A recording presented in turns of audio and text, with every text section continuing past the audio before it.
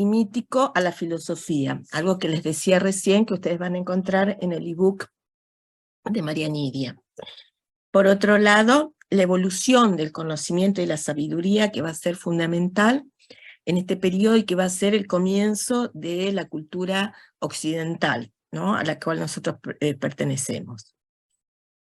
El tercer punto tiene que ver con que el hombre empieza a transformar su realidad. Si bien ya lo empezó a hacer desde que empieza su condición humana, desde los principios de la prehistoria, pero vamos a ver de qué modo se hace esa transformación ahora. Y vamos a comenzar con otro, o sea, dentro de los nodos problemáticos, una idea que a veces es una pregunta de examen y no la saben responder, que es el momento del paso de las primeras civilizaciones al periodo clásico. Entonces, todo lo que vimos hasta ahora se puede considerar las primeras civilizaciones. Creta y Micenas se pueden considerar como antecedentes directos del mundo griego, pero todavía pertenecen a las primeras civilizaciones. Mientras que ya, cuando hablamos de Grecia y Roma, estamos hablando de los dos últimos periodos de la antigüedad y que pertenecen a lo que llamamos el mundo clásico, el cual hoy decíamos que es el comienzo de la cultura occidental, que va a trascender los tiempos y que va a perdurar hasta el día de hoy, con sus transformaciones, con sus cambios, pero forma parte de los principios básicos del pensamiento, del conocimiento, del saber, de los valores, etcétera, etcétera. Cuando hablamos del paso del pensamiento mágico y mítico a la filosofía, es estar hablando de la búsqueda de una explicación del mundo en términos físicos, sobre todo. Hablábamos también hoy de que aparece la física, ¿no? Los primeros principios físicos aparecen precisamente en la Grecia antigua. Pensemos que son Arquímedes, por ejemplo. También aparecen quienes subrayan la importancia de las formas inmateriales o las ideas. ¿Se recuerdan ustedes cuando, yo creo que el cuatrimestre pasado lo habrán visto en introducción, el famoso mito de las cavernas, ¿no?, de Platón, que habla justamente de las cuestiones inmateriales, ¿no?, de las ideas. Platón pensaba fuertemente eso, el mundo de las ideas, donde todo es perfecto y hacia donde todos vamos. Es cuando dice uno, es el ideal, que es el ideal de la mejor estudiante, de la mejor docente, de la mejor casa, del mejor diseño. Bueno, hay una idea, esa idea es la perfección. Bueno, de allí hacia abajo, es decir, todo aquello que no coincide exactamente con ese ideal es imperfecto. Bueno, precisamente esta importancia de las formas inmateriales o de las ideas es uno de los principios básicos de la filosofía. Y que, de algún modo, vamos a ver que ese pensamiento racional, que está muy vinculado con la matemática, la geometría, la astronomía, que son conocimientos, parte de nuestra edificación cognitiva, pero comienzan allí, en ese mundo antiguo, en esa Grecia, la aritmética, ¿no?, que es tan importante, sobre todo como evolución del conocimiento y la sabiduría, que aquí aparece el punto 2, donde la matemática, la geometría, la aritmética, y que tiene que ver también con los principios filosóficos de otros pensamientos filosóficos de la época ya del periodo helenístico, que es el estoicismo y el epicureísmo. Cuando decimos que el hombre empieza a transformar la realidad, estamos pensando en un análisis de los fenómenos que se crean, las respuestas a esos problemas, es decir, aparecen nuevas tecnologías, aparece el nacimiento del orden institucional, que es lo que nosotros vamos a reconocer, por ejemplo, con la figura de la polis griega, que es la institución que tiene que ver con el mundo cívico, con el mundo del orden institucional en la vida de los ciudadanos, que ese orden institucional va a dar lugar a lo que llamamos la democracia y luego la república.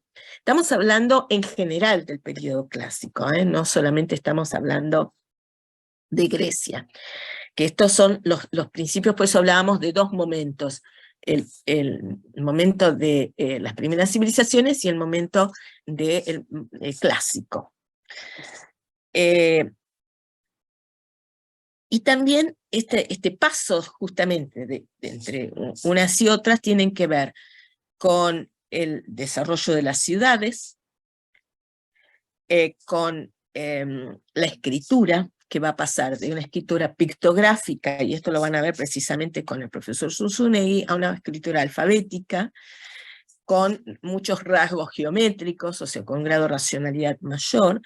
Y también hablábamos de el nacimiento del orden institucional, que va a ir de la mano de una codificación, códigos para la arquitectura, códigos para las leyes, como el código romano, por ejemplo, en fin. Va a haber un orden en todo sentido. Entonces, ese paso de las primeras civilizaciones al periodo clásico tiene mucho que ver con la escritura, tiene mucho que ver con el orden institucional, tiene mucho que ver con el grado de racionalización, con cambios del pensamiento mítico al filosófico. Esos son los principios que van a cambiar de un momento a otro. Pero la Grecia, o en Grecia, comienza con un periodo arcaico, que va del 800 al 500 a.C., ese 500 ya es el periodo clásico del mundo griego. Sin embargo, muchos de estos principios aparecen ya en este momento del periodo del mundo griego. Nosotros hoy presentamos, digamos, todos los distintos momentos del mundo griego, y hablamos de esta formación del mundo griego, que también se lo llama década o edad oscura, que va del 1100 al 800. En el 800 aparece esta época arcaica, en donde comienza con las primeras Olimpiadas, donde una serie de ciudades-estados se van a establecer en el territorio, sobre todo entre el Peloponeso y algunas ya en el continente. Y vamos a ver que perdón, pero perdí la animación en y no tuve tiempo de volverla a armar en el recreo. Esta formación del mundo griego se cree, digamos, que entre el 1150 y el 1100 había centros palaciegos, civilización, que se dan, digamos, a continuación o contemporáneamente con la caída o la pérdida de la jerarquía del periodo micénico. Y esa edad oscura, que se divide en tres periodos, donde Grecia fue víctima de invasiones, de movimientos de población, de distintos, dentro del mismo territorio, de distintos pueblos, dorios, jonios, aqueos, que entre el 900 y el 750 aproximadamente se van produciendo la aceleración del proceso que sienta las bases del Renacimiento en el siglo VIII a.C., y que va a ser durante esta época donde se construyeron los primeros edificios en piedra, donde va a aparecer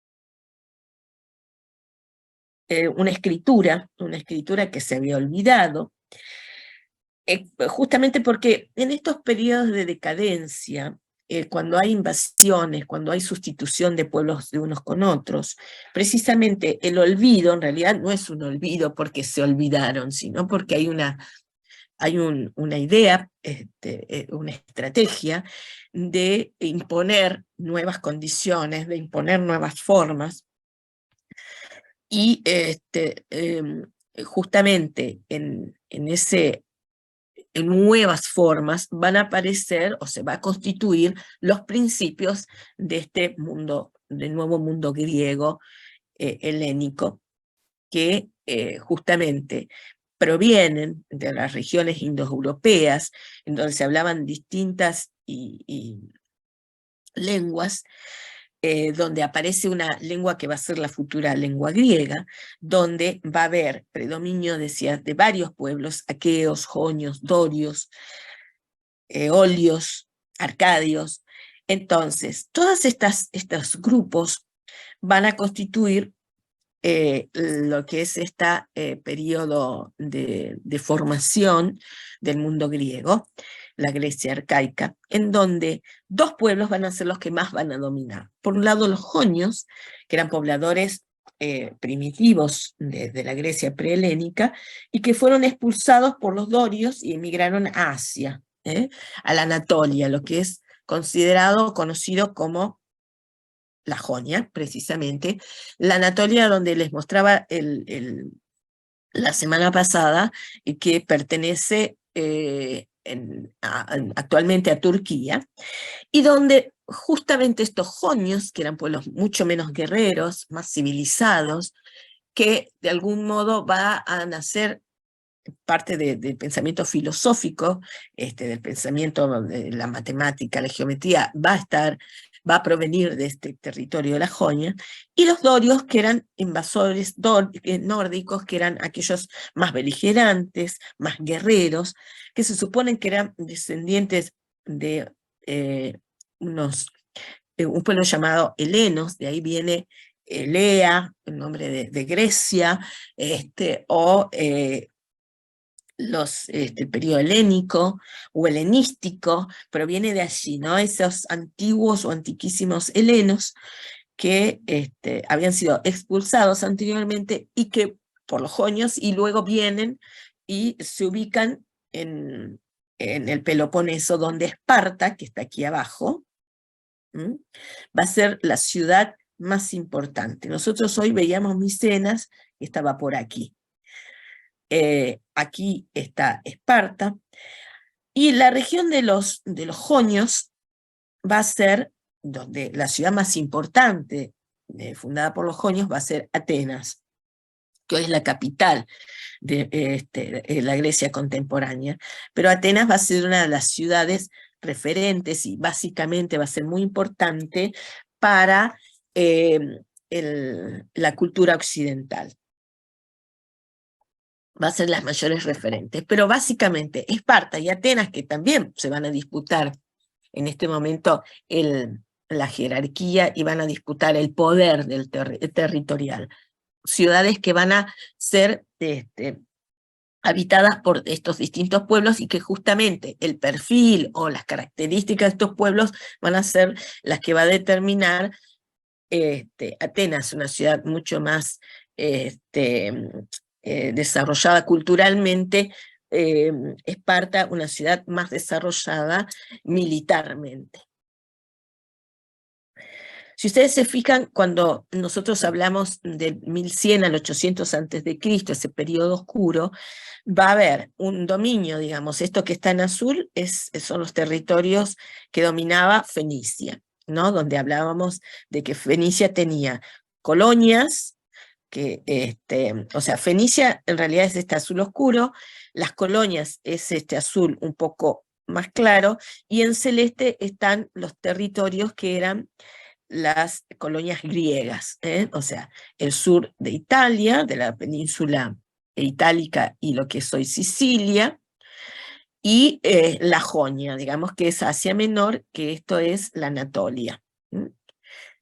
Regiones que van a estar incluso alrededor del Mar Negro, y lo que está en verde va a ser todo el territorio que podemos considerar la Grecia antigua, que es el periodo en donde nosotros ahora vamos a desarrollar. Todo lo que está en celeste claro aquí en el sur de la península itálica, Sicilia, alrededor del Mar Negro, parte de la Jonia también en este sector del sur de la Anatolia, y parte del norte de África. Estas colonias van a ser lo que se dio a llamar la Magna Grecia, o sea, la Gran Grecia, lo que era la expansión del mundo griego. Pero este es el centro neurálgico, digamos, donde estas civilización se desarrolló básicamente. ¿Cuáles eran las condiciones de producción y sociohistóricas? Bueno, el inicio se establece con las primeras Olimpiadas, habíamos dicho, en 776 a.C., pues hablamos del siglo VIII, y con el pan-helenismo. ¿Qué significa pan-helenismo? Justamente el prefijo pan significa todos los pueblos que tenían que ver con el mundo de la Elea, de donde esta región se denomina a partir de allí. Va a haber un periodo de guerras que va a ser muy importante, que se va a dar en el siglo V a.C., que son las guerras médicas, que también este periodo, digamos, de quién era que dominaba, si Esparta o Atenas, y que va a marcarlo, y con la Jonia, por eso que los jonios querían volver al territorio del Peloponeso, volver al continente, en la región, no quedar en la Anatolia solamente, sino también invadir. Y estas guerras médicas, al final, va a terminar con una revuelta en el 499 a.C. Entonces, entre los siglos 8 y 6, se desarrollaron estas ciudades-estados que hablábamos hoy, donde aparece el concepto de la polis. ¿Qué es la polis? Bueno, la polis es la idea de la ciudad administrativa, del orden institucional. Es aquello que tiene que ver con que cada ciudad es independiente una de las otras, esto determinaba esas guerras civiles entre unas y otras, pero que estas ciudades van a tener un modo de administración propio, que van a ser autónomas, que van a tener este concepto de la polis, que es el orden institucional, el que maneja el poder político, de cómo se vivía, cómo era el comercio, esa organización que era mucho más abierta y menos verticalista que lo que podía ser en el caso del periodo micénico, que había un rey, que había una oligarquía. Aquí se supone, ¿no?, que lo que va a dar paso a la democracia, esta idea del gobierno del pueblo, pero ese pueblo en realidad también era una visión sesgada, porque no eran todos los habitantes, ¿no? Bueno, eso es muy importante entenderlo, porque si bien nosotros nos quedó el concepto de la democracia griega como una forma de gobierno ideal, hoy que hablábamos de lo ideal, ¿no?, de lo perfecto, que se supone que era perfecto, era sumamente imperfecto. Pero lo que dio lugar era, de algún modo, a una superación, lo que siempre decimos, es decir, una mirada contemporánea diría era imperfecto, era malo, pero mirándolo con los ojos del momento histórico, podemos ver que realmente es un grado de superación, de evolución de este momento, donde esa ciudadanía, ese pueblo, tenía acceso a poder opinar sobre las decisiones que se tomaban dentro de la ciudad, para el bien de la ciudad, para la organización política, para la organización económica. Había un crecimiento vegetativo y una expansión por la colonización también, estas expansiones que les decía, lo que llamamos Magna Grecia, hacia el este y hacia el oeste, es decir, hacia el territorio de lo que podíamos denominar la península itálica, Sicilia, y hacia incluso parte de la península ibérica, o hacia las costas de Oriente, digamos, hacia la expansión hacia la Anatolia. Y esto marcaba un crecimiento vegetativo y además un tránsito, ¿no?, de la población. Que, bueno, esto constituía la creación de un espíritu de comunidad, una identidad común de estos distintos territorios, y también todo lo que es el desarrollo cultural. Vamos a ver que va a tener distintas expresiones que van a constituir lo que nosotros conocemos como el pensamiento griego, pero que no todo estaba concentrado en un solo espacio físico, sino que se da en distintas regiones. Estas manifestaciones culturales y artísticas van a representar la cosmovisión del mundo griego, que tenía dos formas, ¿no? Es decir, un pensamiento que va, digamos, entre lo apolíneo, que es lo que tiene que ver con lo racional, lo lógico, el pensamiento matemático, el uso de la geometría, la filosofía, pero también dentro de ese pensamiento había expresiones que tenían que ver con lo dionisíaco. ¿Qué es esto de lo dionisíaco? Bueno, Dionisios, que era un dios, el dios de la liberación, que tenía que ver con la expresión más pasional del mundo, ¿no? Porque nosotros somos personas que tenemos un grado de racionalidad, pero tenemos también un grado de pasión, que es parte de nuestra propia condición humana, ¿no? Es decir, esos rasgos todavía de animalidad en algunos casos, y precisamente las fiestas dionisíacas en el mundo antiguo eran fiestas de liberación, es decir, un pueblo que estaba acostumbrado a un rigor, a un orden institucional. Cada año había fiestas dionisíacas en donde eran formas de liberación, porque es imposible mantener un orden estricto permanente, ¿no? Y que de hecho, que históricamente esta condición de fiestas dionisíacas, o sea, fiestas de liberación, momentos de liberación y de relax, históricamente se han constituido en el mundo. Si no, díganme en la contemporaneidad, que es, por ejemplo, no sé, el fútbol, ¿no? Todo lo que esté asociado con el fútbol, que tiene que ver con las pasiones, ¿no? La liberación. Bueno, son partes de estos momentos de liberación de la sociedad. Aquellos personajes o aquellas personas que pueden parecer lo más racional, lo más lógico del mundo, hay momentos en donde se libera, qué sé yo, algunos usan el fútbol, otros usan otras expresiones, otros momentos, qué sé yo, una fiesta electrónica, puede haber momentos. Bueno, esos momentos existían ya en el mundo antiguo, y existían, pero organizados, determinados. ¿Cuándo era el momento de liberación? No era cualquier momento, era cuando se establecía que esas fiestas dionisíacas eran tan organizados que hasta determinaban el momento de liberación.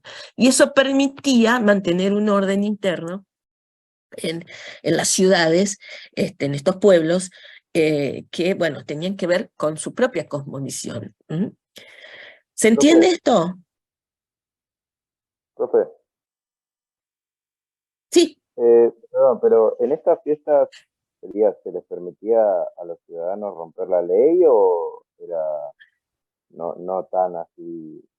Esas fiestas eran de liberación, todos se emborrachaban, había mucha, tenía que ver con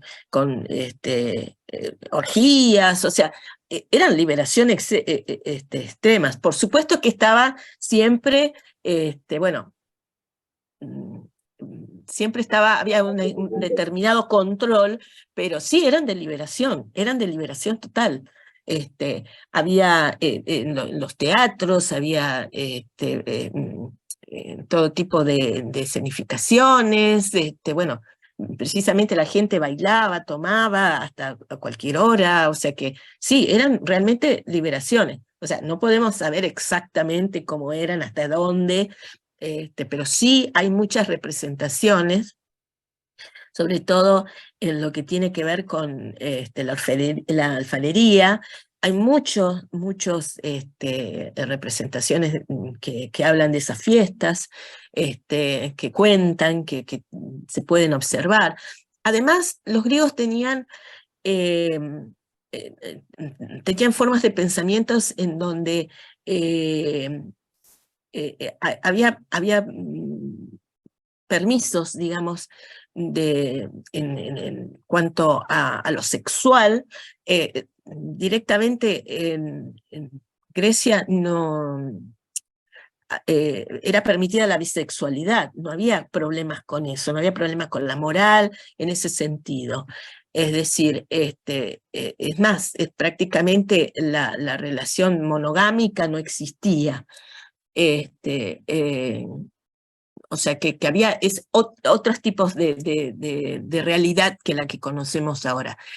De todos modos, esas fiestas de liberación tenían una duración específica de unos días y después se acababa, o sea que después había que volver al orden, allí donde... Y de hecho que históricamente, ¿no? El carnaval, por ejemplo, es una fiesta dionisíaca, que son expresiones que se mantuvieron por muchos siglos. De hecho, incluso fíjense que la cristiandad, los otros días hablábamos, yo no sé si ya estaban todos, pero estaban todos o ya se habían ido, muchos hablábamos, se recuerdan de los colores, ¿no? Y hablábamos del púrpura, el rojo, que tenía que ver con la iglesia, ¿no? Que bueno, esos colores que eran tan importantes para el mundo antiguo, que eran obtenidos esos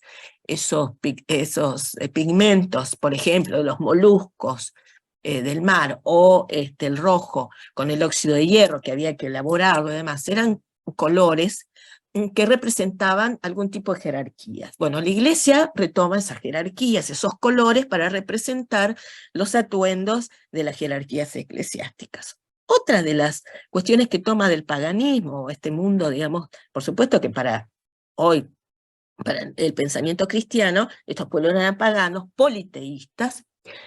Creo que eso no lo dije, pero bueno, lo había dicho en Creta, creían en varios dioses y a cada uno de esos dioses les atribuían Apolo, digamos, aquel, el dios que todo lo podía, o Dionisio, aquel dios de la liberación, entre otros, había muchas diosas que también existían en Grecia. Pero la cristiandad, fíjense, que establece muchas de las fechas que celebratorias de la cristiandad, como el nacimiento de Cristo, como la Cuaresma, tienen que ver con estas fechas que tenían los pueblos paganos. ¿Por qué? Porque en realidad el carnaval es una fecha de liberación. De hecho, se toma así, ¿no? Y luego del carnaval, termina el carnaval, ¿qué empieza?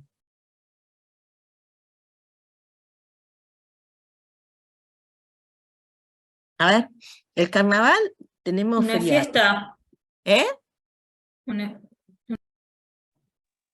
No, termina el carnaval, que es una fiesta, ¿y qué empieza? Marzo. ¿Cómo? No sé, profe. Marzo. Es el principio de la cuaresma. El principio de la cuaresma, no, porque las fiestas no siempre es en marzo, a veces en febrero, a veces en marzo. El principio de la cuaresma, ¿qué significa la cuaresma? Era ese festival donde se podía comer, no me acuerdo, había leído algo de la cuaresma, me parece que ay, ¿cómo era? Son los 40 días para Pascua. No es ninguna fiesta. La cuaresma, que bueno, dicen que son 40 días antes de Pascua. Bueno, pero ¿por qué? Porque es el periodo que Cristo hace el sacrificio, se va al desierto, 40 días, en donde padece de sed, de hambre, o sea, todos los padecimientos que Cristo tiene que sufrir, supuestamente, antes de la Pascua, que coincide con la Pascua en realidad viene de la Pascua judía. Bueno, ¿qué significa? Que después de una gran fiesta viene un periodo de ¿qué? De reflexión, un periodo de sacrificio, un periodo de resignación. O sea, esas fiestas o esa estructura, digamos, de las celebraciones cristianas, en realidad están hechas en relación al paganismo. Entonces, decíamos los otros días que ¿cuándo es la Navidad, supuestamente? Y que ¿por qué comemos cerdo y por qué comemos todo lo que nosotros comemos? Si en realidad no es el momento de cosecha. porque coincidían con momentos celebratorios de las cosechas, de la viña, o sea, de un montón de cosas, celebraciones que tenían que ver con la vida, ¿no? Bueno, cómo se dan los procesos de la cría de animales, con el proceso de la vid, y el momento de cosecha y generación del vino, o sea, que tienen que ver con esas celebraciones. Entonces, si ustedes se fijan, todas las celebraciones cristianas tienen que ver con las celebraciones paganas. Lo mismo que el Día de Todos los Santos y Todos los Muertos es después de Halloween. ¿Por qué? Bueno, porque precisamente esa noche de brujas en realidad son los espíritus que renacen, ¿no?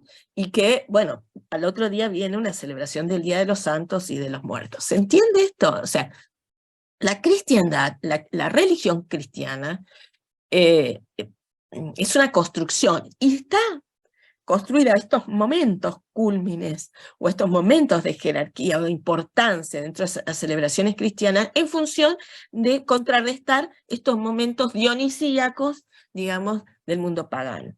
¿Se entiende? Entonces, el carnaval es una fiesta dionisíaca. ¿Por qué? Porque es una fiesta de liberación. Es una fiesta de liberación. Hoy, por supuesto, que está controlado, pero pregunten en Río de Janeiro qué pasa con el carnaval. Porque todo el mundo quiere ir al carnaval de Río de Janeiro. No es para ir a ver a la comparsa, es para ver todo el circo y toda la liberación, esta fiesta de liberación, que son tan pasionales, ¿no? En fin. Entonces, esto es para entender que todo este mundo de antigüedad está totalmente vinculado, aún con nuestras propias celebraciones, aún con nuestra propia organización. ¿Por qué tenemos carnaval que ser feriado? Bueno, porque precisamente el carnaval tiene que ver con esto, con una fecha de liberación. Y la cuaresma, y más precisamente la Pascua, tiene que ver con un momento de recogimiento, ¿no? Que también se celebra, que también se recuerda, que también pasa a ser feriado, porque hay parte de la sociedad que toma este momento no para irse de fin de semana de largo, de viaje, sino para este momento de recogimiento, de celebración, en fin. ¿Se entiende todo esto? Profe. Hablen fuerte porque... Yo, acá. Sí, Luciana. El tema de las fiestas dionisíacas que vos decís de liberación, ¿no se relacionaba aparte con el tema de la reproducción de la vida y todo eso, como la parte festiva? No, ¿a reproducción de la vida o de la vida? De la Porque vida. justamente el dios del vino, que después Dionisio pasa a ser Baco, tiene que ver también con la recolección de la vid. No, de la vida no tanto, no, porque esas fiestas dionisíacas en realidad era una liberación sexual también. Pero piensen ustedes que en el mundo antiguo no había, o sea, la reproducción en realidad no había ningún método anticonceptivo y demás, o sea que la vida... siempre había una idea de reproducción, y de hecho que parte del control de natalidad estaba en función de la bisexualidad también, o sea que a veces en algunos momentos prácticamente la monogamia, decía, no existía básicamente, porque, bueno, parte de ese control tenía que ver con el tipo de sexualidad que ellos tenían. O sea, que no solamente tenía que ver con lo sexual, sino que también liberarse de las restricciones de todo tipo, ¿no? De la sociedad. No solamente sexual, sino también, bueno, el beber, el poder dar rienda suelta a las pasiones, cosas que estaban mucho más restringidas en una sociedad totalmente ordenada. ¿Mm? ¿Se entiende? Bueno, y va a desaparecer básicamente en este momento la Acrópolis amurallada, esa idea de la ciudad elevada, amurallada, va a desaparecer. La Acrópolis, que después nosotros lo vamos a ver en Atenas como el centro básicamente más religioso, más que de lugar de la sociedad civil, y también es muy fuerte las comunidades rurales, que esas comunidades rurales eran las que van a mantener, de algún modo, el desarrollo agrícola, por supuesto, que va a mantener las ciudades-estados. Va a haber dentro de esas ciudades, en este caso ya en el continente, ciudades como Delfos, por ejemplo, que tiene un santuario, un lugar sagrado, que incluso tenía una significación que llegaba hasta el oráculo de Delfos, donde se suponía que se podía predecir el futuro. Era un centro muy importante y que traía visitantes de otras regiones, hasta de Asia. Y va a nacer el pensamiento filosófico que, bueno, yo les pongo ahí ver clase anexa porque en realidad tenía que ver justamente con estas clases que les comentábamos anteriormente, que están subidas en el aula y que las desarrolla María Nidia Casillas. Y vamos a ver también cuáles son estos perfiles, digamos, de estas sociedades. Bueno, por un lado, vamos a ver figuras negras, se llaman figuras negras porque es un momento de la alfarería donde la base, el bizcocho, se pinta de blanco y las figuras aparecen estampadas en negro, bueno, donde aparece un grado en el 760 a.C., un grado de abstracción de estas figuras humanas, que luego van a evolucionar a una representación más mimética, más figurativa, es decir, donde los cuerpos humanos se representan en su verdadera dimensión, exaltando incluso algunos rasgos, como por ejemplo los músculos en el caso de los Juegos Olímpicos. ¿Por qué? Porque esos músculos marcan, digamos, la condición atlética de esa figura humana, que generalmente esos jóvenes que eran imberbes, eran jóvenes, eran prácticamente niños, estaban en la preadolescencia. Imberbe significa sin barba, ¿no? Hoy diríamos otra expresión que no me gusta decirlo, pero saben a cuál me refiero, cuando despectivamente se habla de alguien joven. Bueno, significa eso. Hay un discurso muy famoso de Juan Domingo Perón cuando echa a los montoneros de la Plaza de Mayo y que dice esos imberbes, ¿no? Entonces, bueno, a veces si alguien está en la política y si alguien sabe de lo que me refiero, esa noción, ese concepto aparece muy fuertemente en ese discurso de Perón en la Plaza de Mayo. Estamos hablando del 70 y pico. Del 74, 75. Bueno, eso es un paréntesis, nada más para relacionar el concepto. Y es el momento del inicio de la cultura y del pensamiento del arte europeo, o sea, de la civilización occidental que hablábamos hoy, donde el aporte de la filosofía al arte, al diseño, es muy importante. ¿Por qué?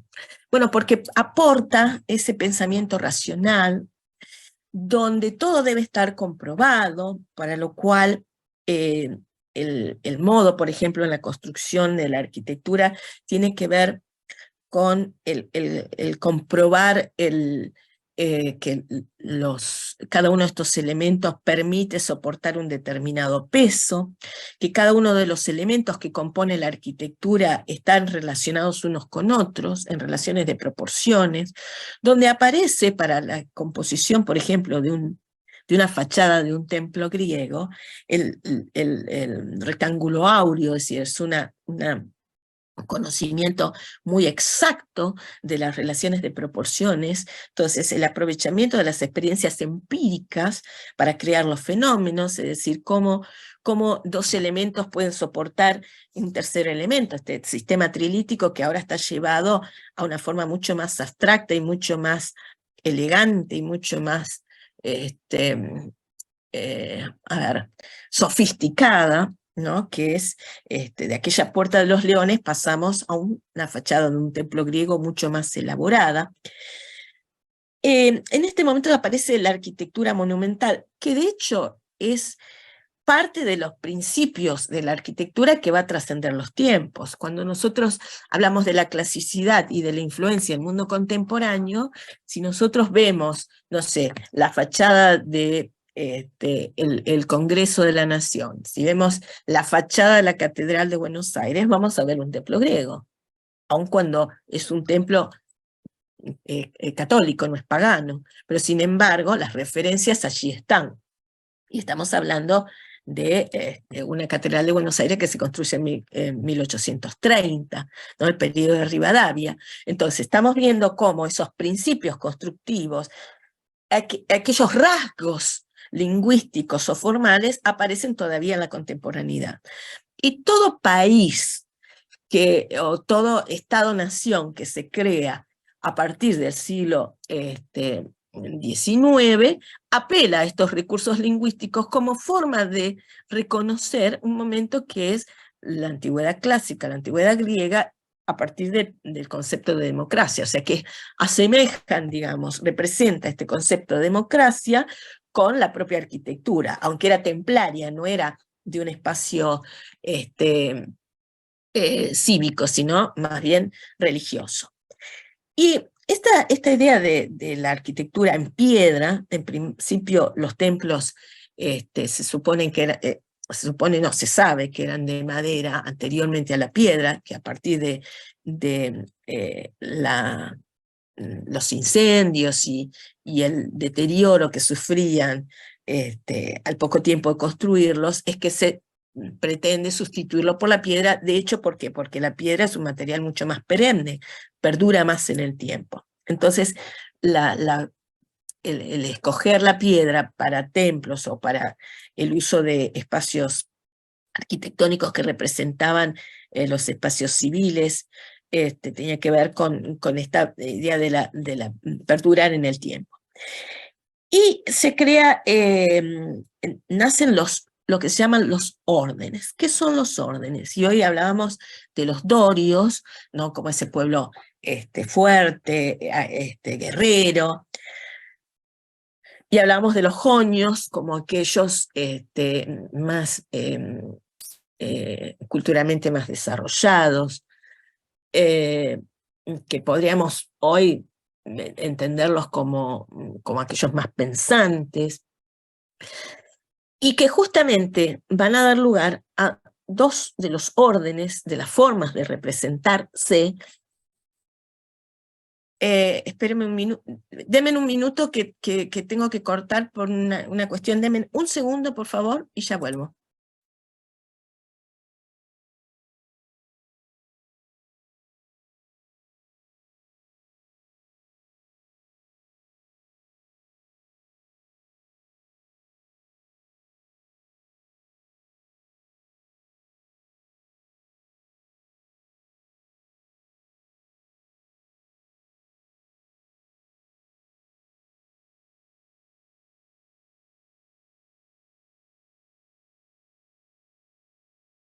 Perdón, tenía que atender a algo urgente. ¿Están ahí? ¿Hola? Sí, estamos. Bien. Profe. Bueno, les decía de los órdenes. ¿Y qué son los órdenes? En realidad, si nosotros pensamos desde el punto de vista de la arquitectura, nos estamos refiriendo a características formales de, por ejemplo, cómo se construían los templos. Ahora, la idea de orden, conceptualmente, es una noción que implica establecer reglas que tienen que ver, que van a regir en el caso de la arquitectura, pero vamos a ver que el concepto de orden tiene que ver justamente con una normativa, con elementos característicos que va a determinar que a partir de ese momento todo lo que se construya en el caso de la arquitectura iba a tener unas características que iban a estar o sea, era un sistema de relaciones en realidad, ¿no? Y que también van a tener ciertas características formales que se van a repetir tal cual, van a ser como modélicas, pero que nunca va a ser un templo exactamente igual a otro. porque lo que establece el orden son principios de relaciones entre el todo y las partes. Entonces, lo que siempre tiene que permanecer exactamente igual es ese principio de relación. Pero lo que va a cambiar, por ejemplo, son las medidas, la escala del edificio. ¿Por qué? Porque lo que va a cambiar es el módulo inicial. No sé si se entiende esto. O sea, un orden no significa que sea todo exactamente igual en medidas, sino que tiene que ver con un sistema de relaciones. Eso implica que el sistema de relaciones es siempre igual, lo que no implica que sea exactamente igual un templo que otro. Van a ser distintos y van a ser distintas las escalas, pero lo que siempre se va a mantener son estas relaciones entre el todo y las partes. Ya vamos a verlo específicamente en un ejemplo. De todos modos, ese orden también se extiende al arte en su conjunto, por ejemplo, a la escultura. Y que vamos a ver también que el mundo griego, que todos suponen que esos templos maravillosos eran blancos, perfectos, qué sé yo, como las pirámides supuestamente habían sido, y nada que ver, era un mundo absolutamente cromático, policromático, y que lógicamente con el paso del tiempo esa policromía desapareció, que va a poder recuperarse ese conocimiento o ese saber sobre la policromía del mundo antiguo con la evolución de los estudios arqueológicos ya a finales del siglo XIX, pero hasta el siglo XIX se creía que, bueno, el mundo griego, sobre todo la arquitectura griega, era blanca, impecable, perfecta. No, era absolutamente policromada. Y que entonces ese color va a ser muy importante, de hecho también lo es para las cerámicas o las figuras que van a ser o de soporte blanco y figuras negras, o ocre, que es el color propio de la arcilla, con figuras negras, o a la inversa. Y que también vamos a ver que este arte griego va a tener un predominio, etapas que son más geométricas en el principio, de 900 a 700, va a tener un momento de la arcaica, de la clásica y la helenística, o sea que va a haber momentos de desarrollo que también van a cambiar en los tipos de objetos o formas de esos objetos, que incluso en el caso de la alfarería va a llegar hasta el diseño de juguetes para niños, es decir, es muy amplio el desarrollo de la alfarería. ¿Y cómo era la forma del mundo griego? Hablábamos también de la formación de la Magna Grecia, que llegaba, les decía hoy, hasta el sur de lo que es la península itálica, la región de Sicilia, el Asia Menor, alrededor del Mar Negro, el norte de África, y luego va a ir colonizando algunas de las colonias que pertenecían originalmente a Fenicia. Entonces, se va a expandir absolutamente, conviviendo todavía con el mundo fenicio, por eso es cuando uno los da por un orden de desarrollo de los teóricos, bueno, Fenicia lo damos antes y después vemos Grecia, pero en realidad van a convivir, y esa es parte también de la necesidad que tenían los fenicios de crear este alfabeto para poder comunicarse con otros pueblos como por ejemplo los griegos.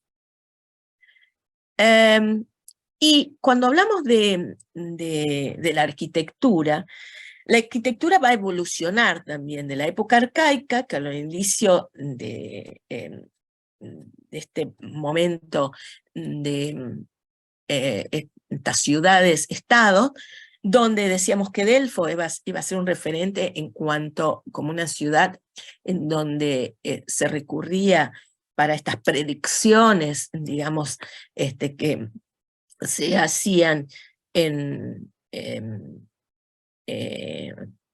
ya en el continente. Delfos es una ciudad que, al igual que Micenas, estaba sobrelevada, que permitía, esto es una foto desde la propia ciudad de Delfos, que se ve un poco cómo se domina el territorio, por lo cual no tenía grandes murallas, porque podía observar cuando el avance enemigo, por lo tanto no necesitaba tanta protección en la ciudad, y eso permitía también el dominio de la región, que era absolutamente explotada para el cultivo, sobre todo del olivo. Aparece una primera tipología del templo, muy elemental, que era una tipología inanti, se llama, cuando tiene las columnas anticipadas, es decir, en el frente. Era un pequeño espacio que, bueno, es el primer santuario que se recupera o se reconoce por su antigüedad, que era muy primitivo, era un templo primitivo que va a evolucionar, ¿no? Que es Nantis, ¿ven? Que es como una pequeña chela, se le llama, o sea, el espacio interior, con unas columnas que se anticipan, ¿no? Como un holcito, podríamos decir. Bueno, estos espacios significaban también, para el pensamiento griego, un espacio de purificación. Siempre aparece la idea de la purificación, ¿no? Pasar de un mundo mundano a un mundo más trascendental, un momento de transición. De hecho, en la arquitectura siempre aparece la transición como el entrar desde el afuera y hacia adentro, y más que estos eran templos, se suponían que eran lugares sacros, entonces ese espacio intermedio era de transición, ¿no? De purificación. De hecho, esto es una recomposición de la maqueta de Delfos, que está en el propio museo de la ciudad de Delfos, en donde vemos cómo era la complejidad de este tesoro, esta planta de este templo aparece aquí, ¿no? Donde aparecen espacios como los teatros, como los espacios del ágora, que vamos a ver después que son el espacio público por excelencia en el mundo griego, pero eran ciudades bastante elaboradas, complejas, que tenían una sectorización parecida a la que teníamos en Micenas.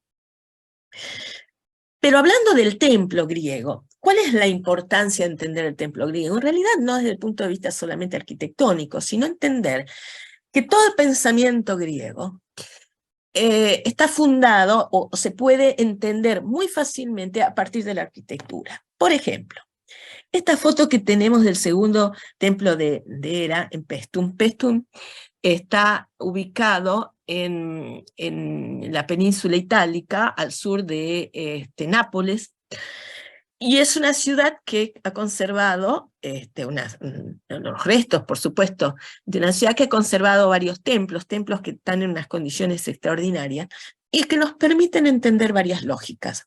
Una, que el templo nunca se ubicaba en sentido ortogonal. ¿Qué significa? Nunca a 90 grados. Cuando los griegos iban hacia el templo, veían este ángulo que vemos aquí. ¿Qué significaba este ángulo? Poder entender que el templo tenía características exactamente iguales de los dos lados que estaban ocultos, es decir, el frente y el lateral. Si yo veo este ángulo, puedo entender que el templo en los dos otros lados es exactamente igual. Puedo recomponer ese elemento, ¿sí? Entonces eso es un pensamiento abstracto, de poder recrear lo que está oculto a partir de comprender las lógicas del sistema, que sería ese orden del que hablamos hoy. Es una forma bastante intelectual, un modelo ideal, que lógicamente se va a reproducir en todos los templos, pero que tiene que ver con una lógica, que era ese orden. ¿Cuál es ese orden? Lo que se opone es al caos. Los griegos tenían terror del caos. El caos era lo que no se sabía, lo que no se entendía. Entonces, ese orden en toda la vida del pueblo griego estaba relacionado con evitar el caos, poder anticiparse a ese caos. Y parte de eso tenía que ver con esto, por ejemplo, ir a un templo y entender lo que pasaba. Nadie me lo tenía que contar. Yo podía entender con la lógica que estos dos lados del templo eran exactamente iguales a los opuestos, a los que no están. De hecho, un historiador de la arquitectura hablaba de que, Leonardo Benévolo, decía, los órdenes arquitectónicos no son reglas materiales, sino reglas ideales, que pueden producirse concretamente de modos muy distintos. ¿Por qué? Porque en realidad el orden, ¿qué era lo que establecía? Lo que yo les decía, era la relación de todos y las partes. A partir de la parte, que es un módulo inicial, ellos recomponían todo el templo. Es decir, la parte para ellos era el diámetro de la base de la columna. Y lo que ellos decían es que esa parte, ese módulo, que es la base de la columna, se reproducía entre columna y columna, o sea, el intercolumnio, 1,5 veces, por ejemplo, en el dórico. Y ese diámetro entraba tantas veces en altura. ¿Sí? Entonces, la base de ese diámetro. Y decían, el templo podía tener siempre números pares, columnas, 2, 4, 6, 8. De hecho, 8 son los mínimos. Por ejemplo, el famoso Partenón en Atenas tiene 8 columnas, pero son los menos. La mayoría de los templos oscilaban entre las 4 y las 6 columnas. Eso determinaba que si había 6 columnas, en el frente, o sea que el templo era hexástilo, o sea, de 6 columnas, eso significaba que el templo en su lateral iba a tener el doble más 1. Entonces, si yo veía que tenía en el frente 6, ¿cuántas iba a tener en el costado? 13. 13. Ese, por supuesto. Si yo cuento las columnas, 1, 2, 3, 4, 5, 6, 7, 8, 9. No, acá conté de más. 2, 4, 6, 8, 10, 12, 13 columnas. Listo. Cumple con el orden. Y el intercolumnio, si yo me paro y miro una columna, voy a ver que hay 1,5 veces entre una columna y otro. Entonces, y lo mismo en altura. ¿Qué es lo que pasaba? Si cambiaba el módulo inicial, que generalmente tenía que ver con el palmo, era la medida del extremo de uno de los dedos hasta el codo del arquitecto, esa medida iba a determinar la medida del edificio. Lo mismo que si son 4 columnas, 6 u 8, iba a determinar una escala mayor, porque en función a la cantidad de columnas es donde el edificio se agrandaba o se achicaba, porque en realidad tenía que cumplir con la regla de relaciones matemáticas entre unos y otros. Y este grado también de posicionamiento, donde yo ingreso por uno de los extremos, por uno de los ángulos de este prisma de base rectangular, que en realidad está descompuesto a partir de los espacios que me quedan entre columna y columna, pero se puede recomponer como un prisma de base rectangular. Pero ¿qué sucede? Cuando estas columnas del extremo se encuentran con el vacío, con la nada, producían un efecto. Fíjense que esta columna de aquí es igual a esta columna de aquí, pero ¿cómo yo las veo? ¿Las veo iguales?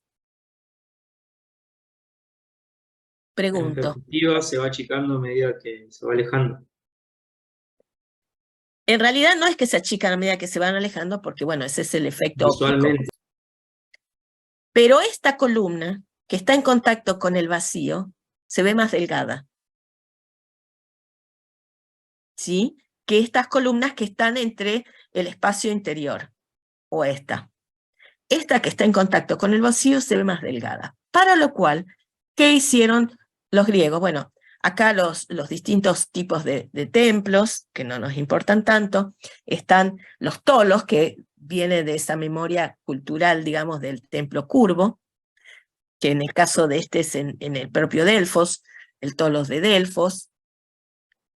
Bueno, pensé que tenía acá más de eso, no.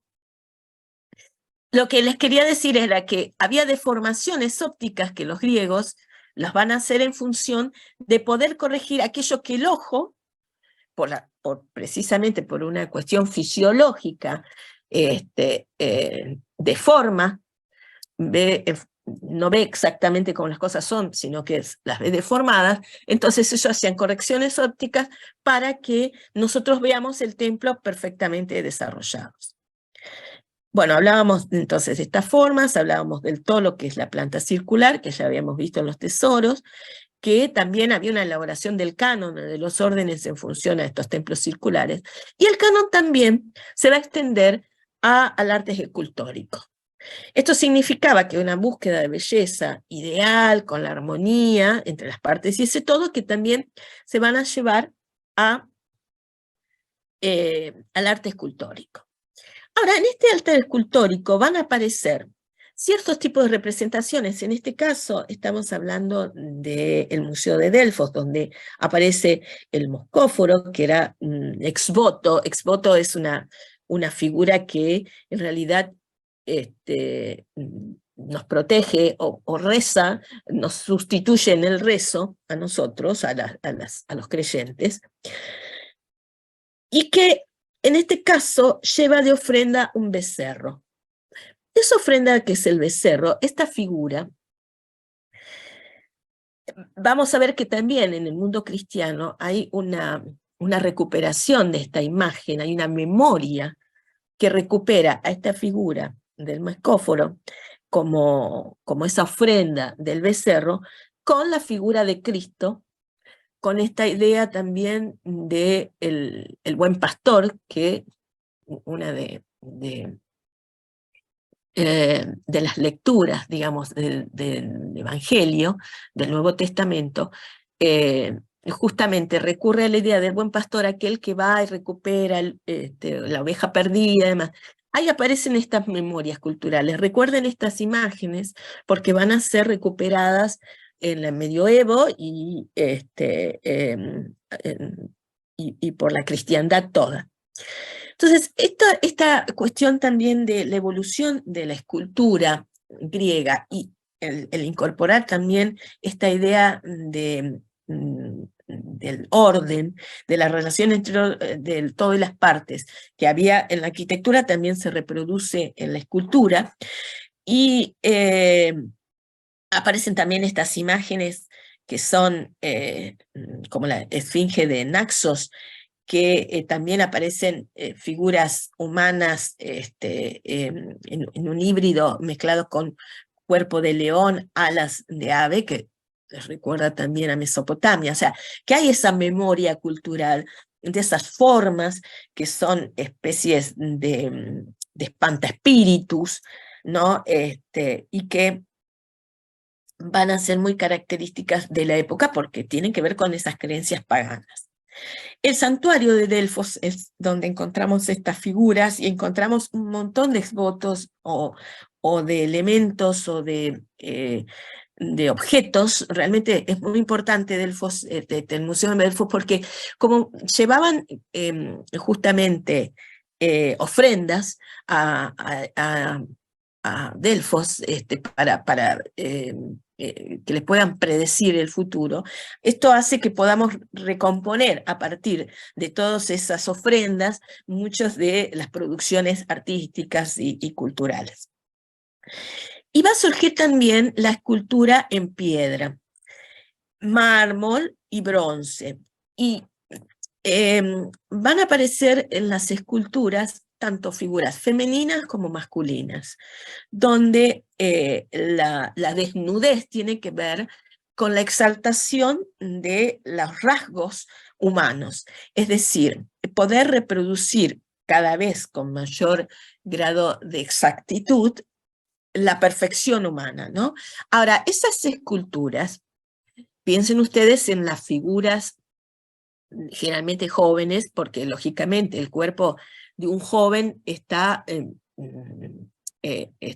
no ha tenido el deterioro de un adulto, más en aquellos momentos donde la vida era tan compleja, donde el trabajo era mucho esfuerzo, entonces había deterioro corporal. Entonces por eso es que las figuras que ellos escogen generalmente son estos jóvenes imberbes que son figuras todavía con músculos muy fuertes, con que además se construye un ideal de belleza griega, con el cual no manejan sobre modelos únicos, sino que construyen una imagen de la figura ideal en función a varias figuras humanas. Es decir, el escultor no toma un modelo y lo reproduce, sino lo que hace es construir una imagen perfecta de una figura humana, tanto femenina como masculina, de lo que el ideal de perfección que ellos tenían, al igual que en los templos.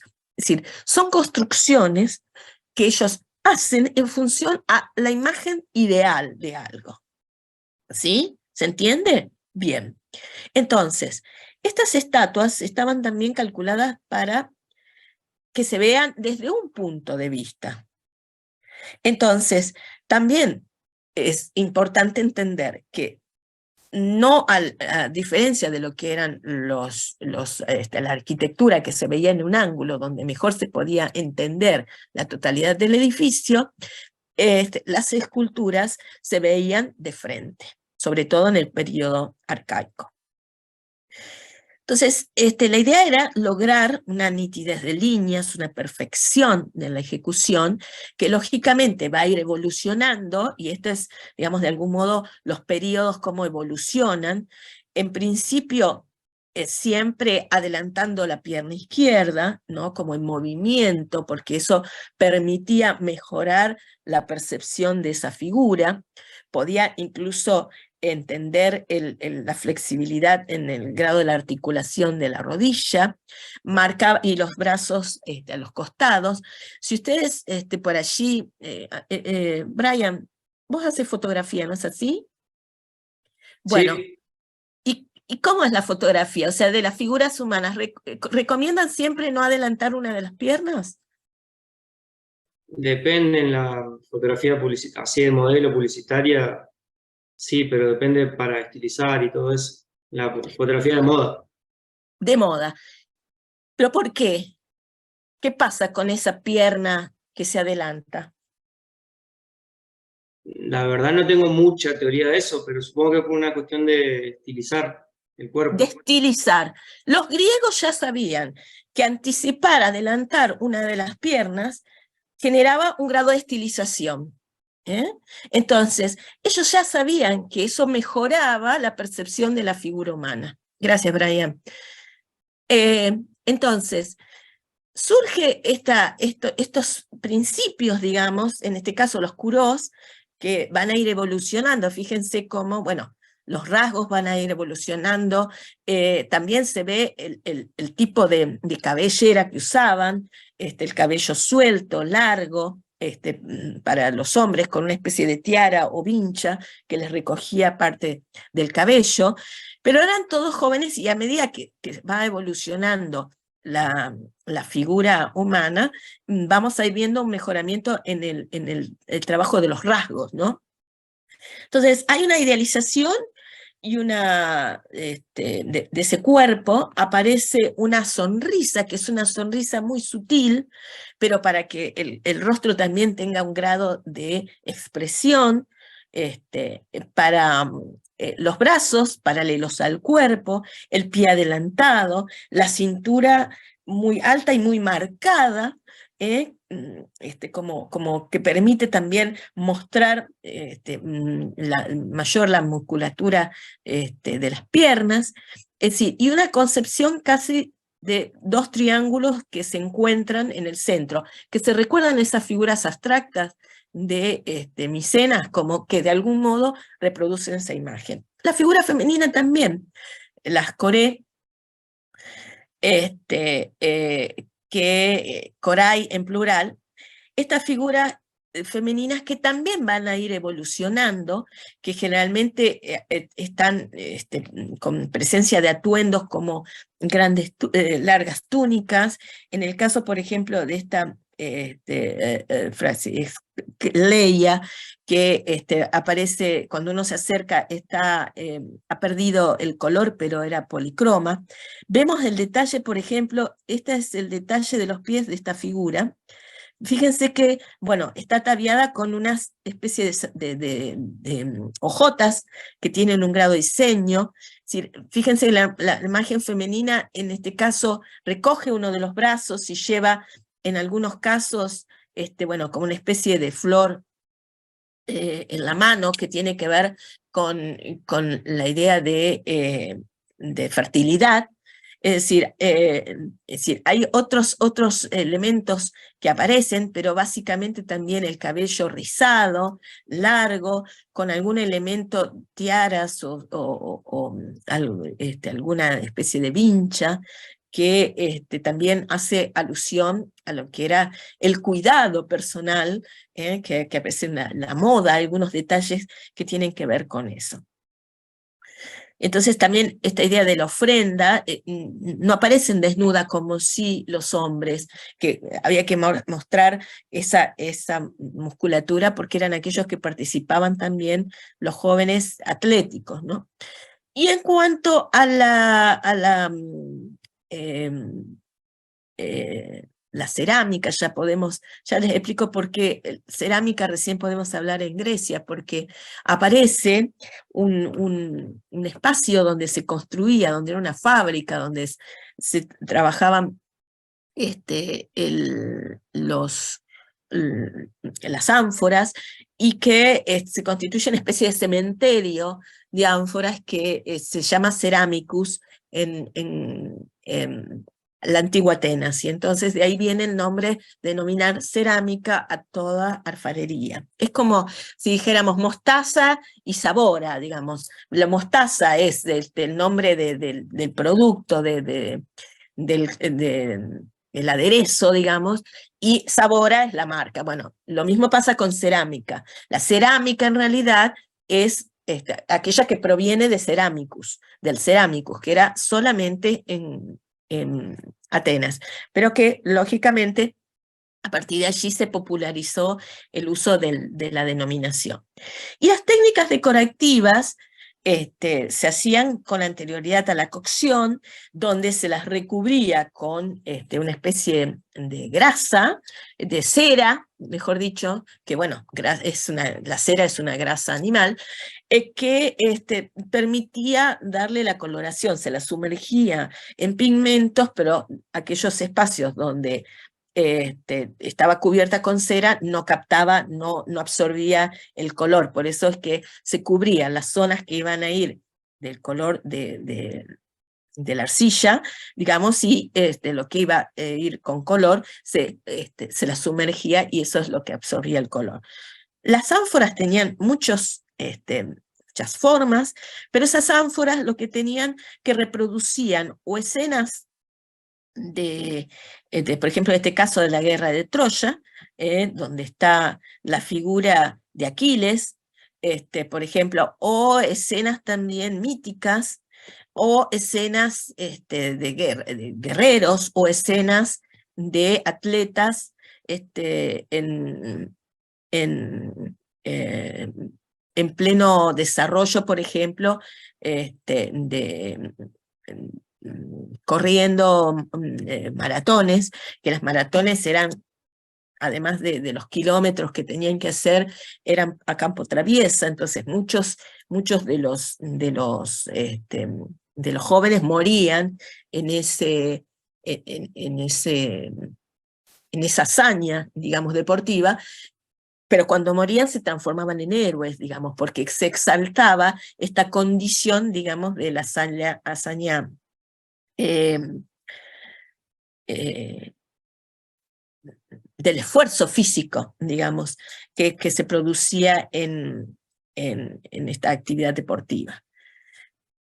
Y bueno, aquí aparecen también otra vez elementos de las decoraciones, donde otra vez estas fajas geométricas que acompañan escenificaciones, por ejemplo, de ceremonias rituales de la muerte. En este caso, fíjense, en este caso una cerámica ática, ven aquí que llevan el muerto como una especie de camilla, porque se lo colocaba en una especie de andamio, ¿no? Donde se incineraba el cuerpo, se cubrían sus ojos con 2 monedas, se incineraba el cuerpo y después las cenizas se ubicaban en estas ánforas.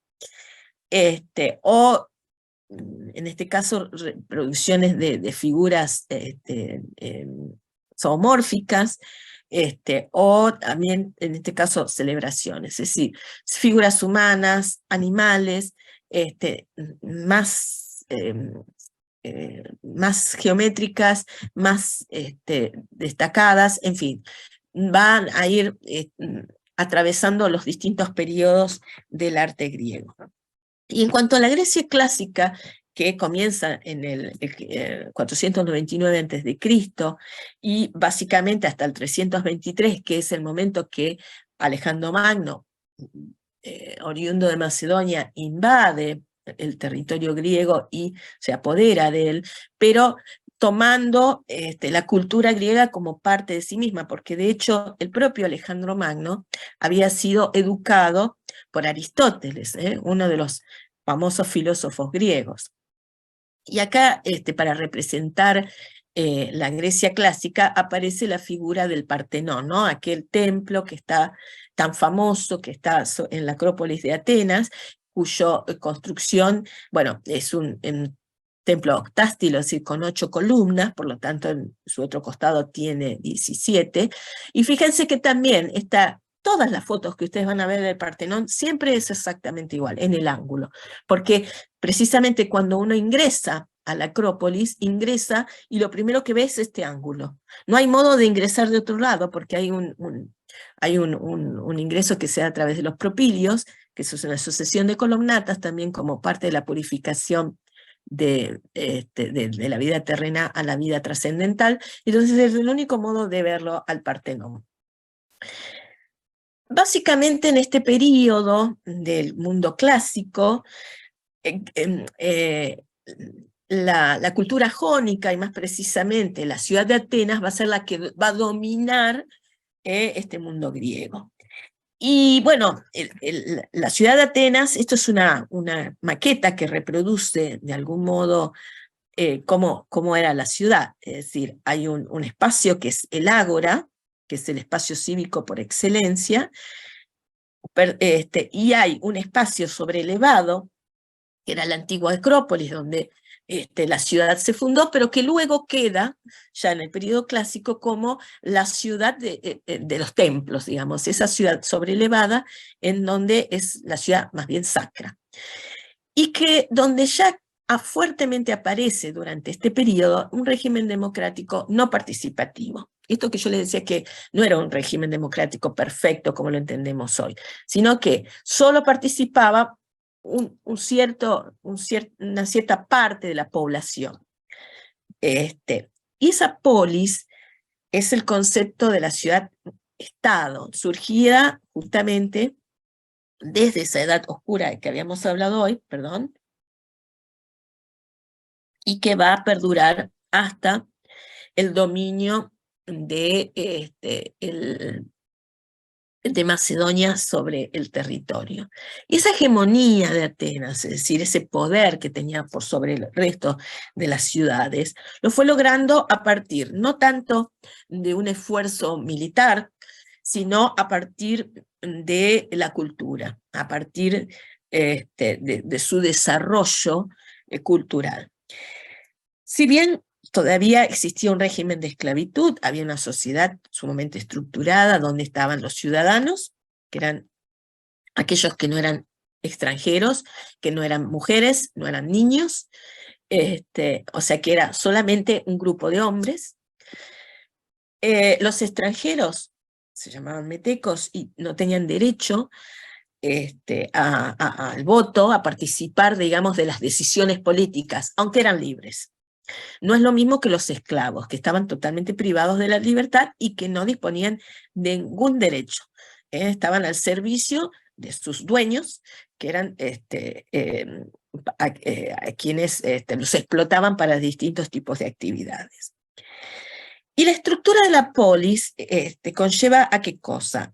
A un establecimiento urbano, porque la polis se considera como parte de la ciudad-estado, ¿no? Y en donde Estaba la Acrópolis, que decíamos era el lugar sobrelevado, aquí, en este caso, donde se llevaban adelante las actividades de culto, donde había varios cultos a varios de los dioses, incluso cada uno de los, el Pantenón se llama, el Partenón, perdón, se llama Partenón porque está erigido para la figura de Palas Atenea, que era la diosa, digamos, que, de la ciudad. Y había otros cultos a otros dioses, por eso había otros templos también dentro de la propia Acrópolis.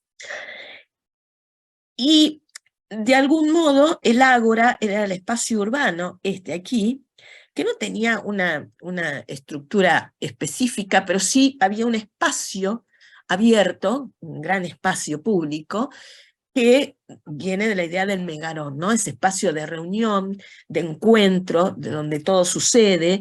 Ahí estaba el espacio de la comercialización, los tratados comerciales se hacían allí, las discusiones por el destino de la ciudad se hacían allí, los debates políticos se hacían allí, donde también muchos filosofaban. Los sofistas, por ejemplo, filosofaban en ese sector. Si nosotros vemos el plano de Grecia entre el 600 y el 400 a.C., Atenas estaba aquí, Micenas estaba aquí, aquí estaba Esparta. Hoy hablábamos de Pilos, Micenas, y Tirinto está muy cerquita por ahí de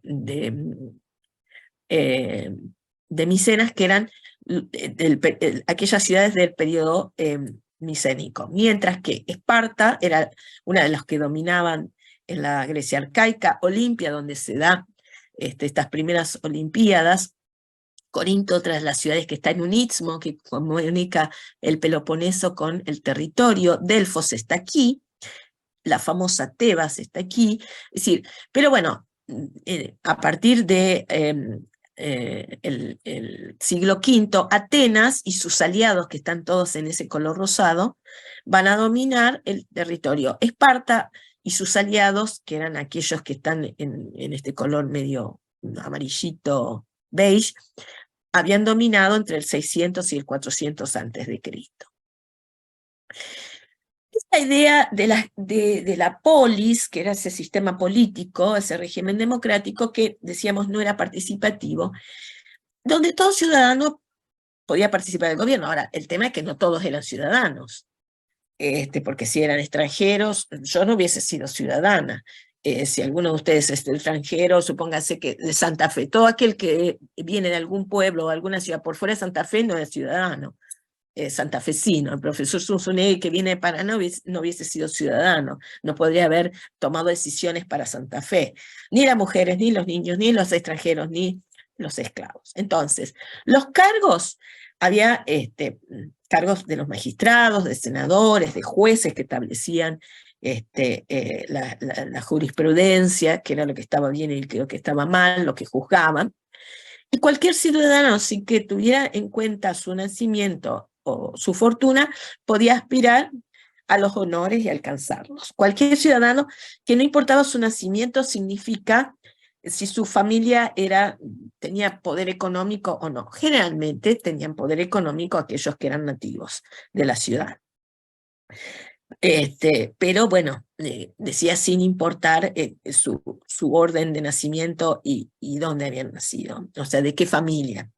Y tenían derecho de gozar de comodidades, es decir, podían tener viviendas, podían vivir, transitar por la ciudad sin problemas, y la sociedad estaba estructurada, ¿no? Esos ciudadanos que disfrutaban de todos los derechos, estaban los extranjeros sin derechos pero libres, estaban los esclavos que atendían solo los trabajos domésticos, en el oikos, que es el hogar, pero ese hogar, piensen ustedes que también tenían, por ejemplo, cultivos, porque lógicamente todos se proveían de sus propios alimentos, si bien había mercados, pero básicamente también tenían cultivos, la limpieza del hogar, mantener el fuego del hogar, etcétera, etcétera.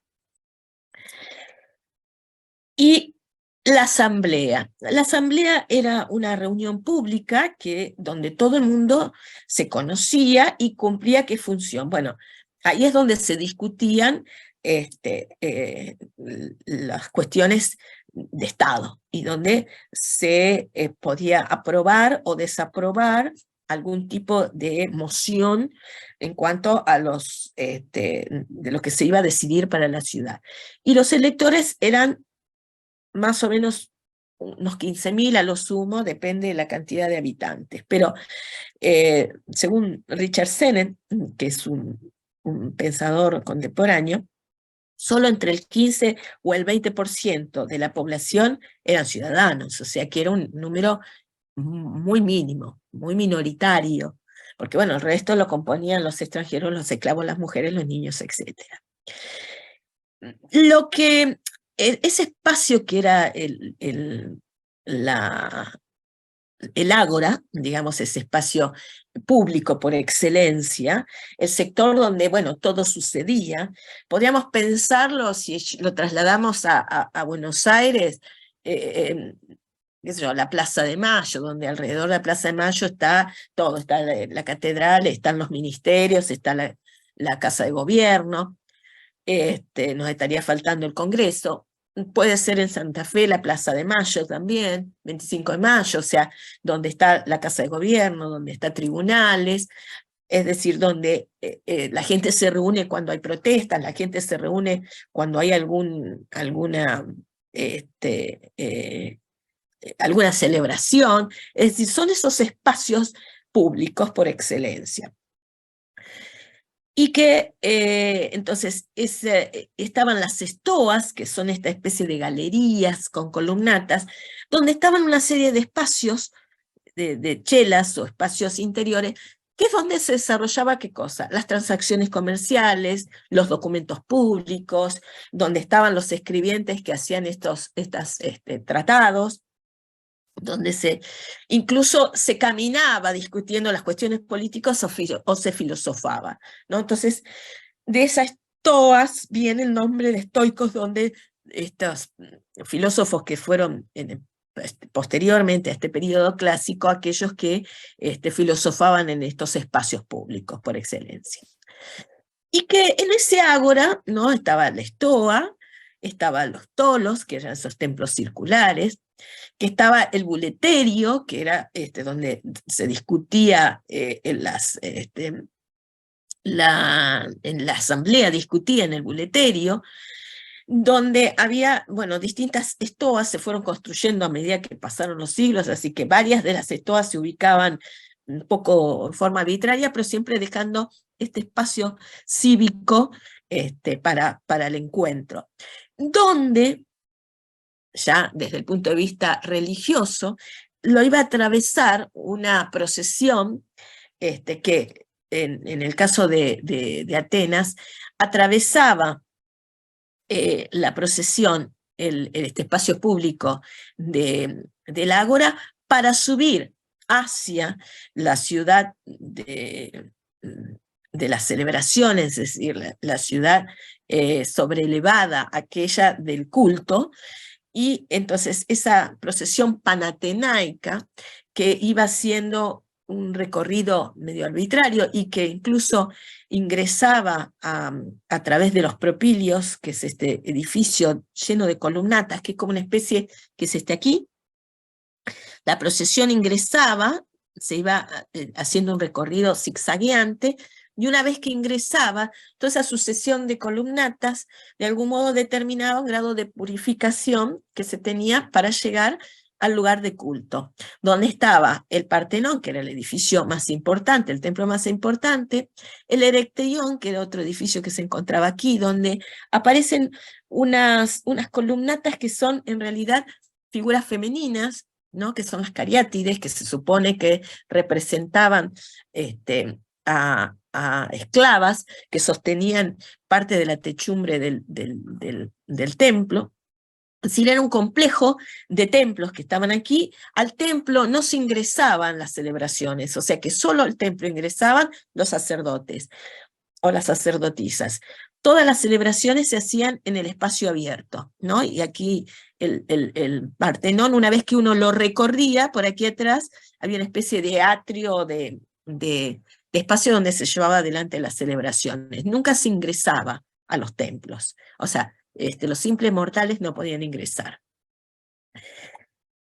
Y falta poquito, no sé si quiere que corte aquí, pero lo que hablábamos hoy del orden, y cualquier cosa lo retomo la semana que viene, cuando empecemos para dar lugar al desarrollo de Roma, esa idea de orden estaba basada en principios, el canon, ¿no? En principios geométricos, como por ejemplo el del rectángulo áureo, ¿no? Que es aquella relación de proporciones del número de oro. Ustedes lo dan al rectángulo áureo en geometría descriptiva. Bueno, entonces, si ustedes toman un templo griego cualquiera y empiezan a establecer relaciones, van a encontrar este concepto de taxis, ¿no? Que es de relaciones entre el todo y las partes, absolutamente entre cada uno de los elementos que compone el edificio, hay una base, un principio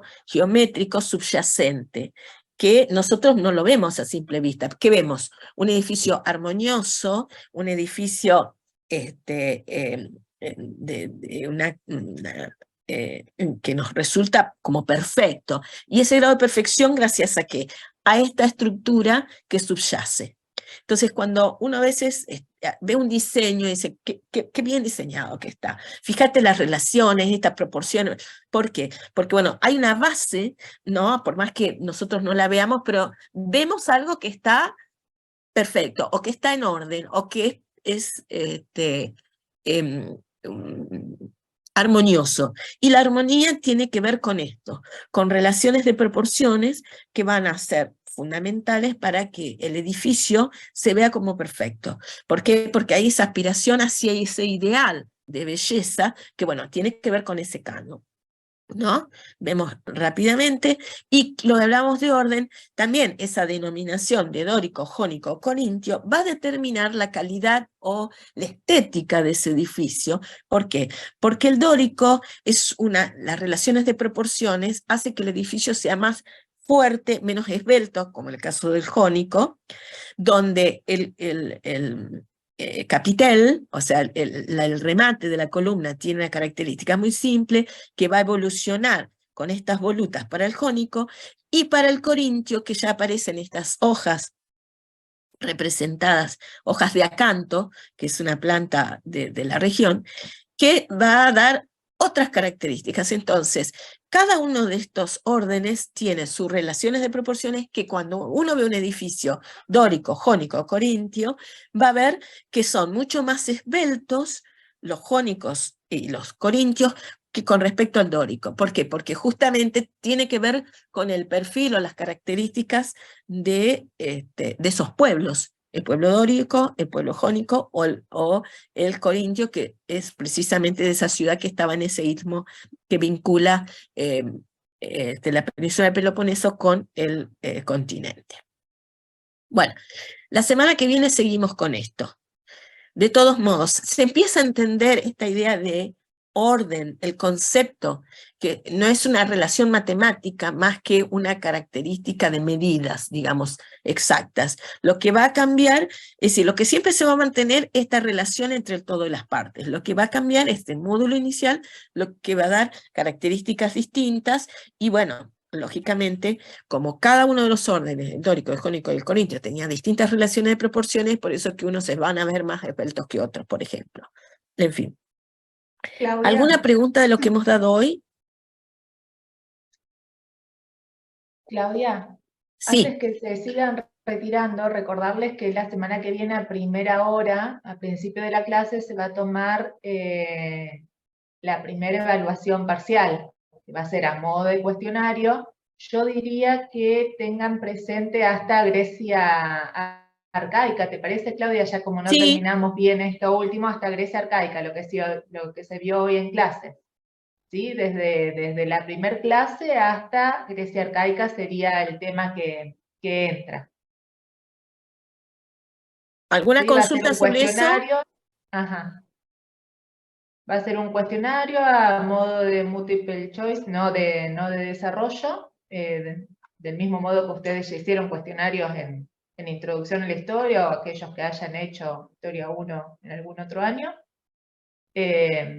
para reponer esos temas hasta hoy. Hasta la clase de hoy. Esa evaluación es obligatoria para aquellos que quieran obtener regularidad. ¿Sí? Se va a aprobar para aquellos que van a tener, para los que quieran obtener la regularidad. O sea, que el que no la hace, automáticamente la actividad, ya van a estar en condición libre. Ustedes deciden cómo la van a cursar a la materia.